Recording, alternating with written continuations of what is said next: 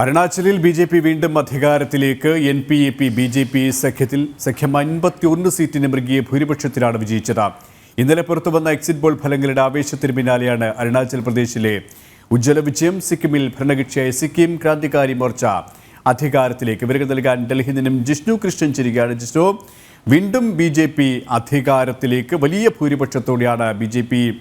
സഖ്യം ഇപ്പോൾ അധികാരത്തിലെത്തിയിരിക്കുന്നതിന് മറ്റു വിവരങ്ങൾ കൂടി. അരുണാചൽ പ്രദേശിൽ മികച്ച ഭൂരിപക്ഷത്തിലാണ് ബി.ജെ.പി. മൂന്നാം തവണയും അധികാരത്തിലേക്ക് എത്തുന്നത്.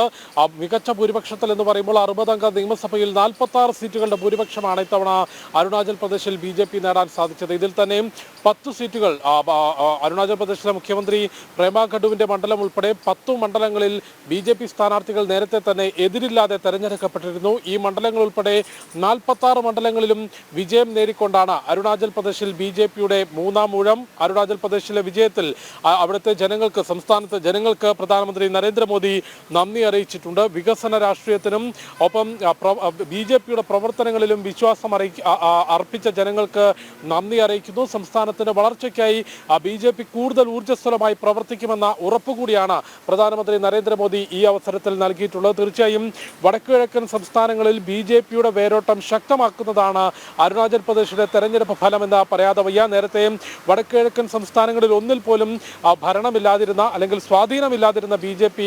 വളരെ സാവധാനമാണ് ഈ വടക്കിഴക്കൻ സംസ്ഥാനങ്ങളിൽ 8 ഇടങ്ങളിലും. ജിഷ്ണു, ഒപ്പം തന്നെ ഈ അരുണാചൽ പ്രദേശിൽ ഈ ഒരു NPAP ബി.ജെ.പി. സഖ്യമാണ് അധികാരത്തിലേറിയതിൽ ബി.ജെ.പി. ആണ് ഏറ്റവും കൂടുതൽ സീറ്റുകൾ നേടിയതും അല്ലേ?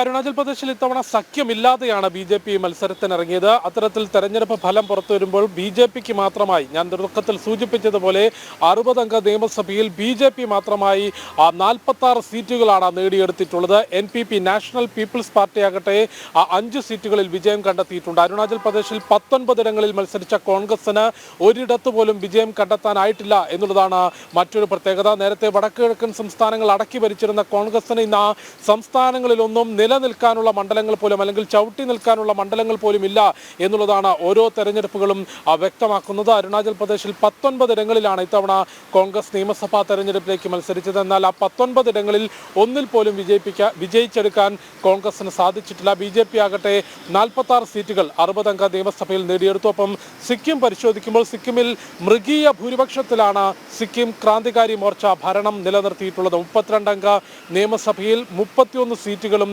സിക്കിം ക്രാന്തികാരി മോർച്ച നേടിയെടുത്തിട്ടുണ്ട്. KP. യെസ്, ഡൽഹിയിൽ നിന്നും ജിഷ്ണു കൃഷ്ണനാണ് വിശദാംശങ്ങൾ നൽകിയത്.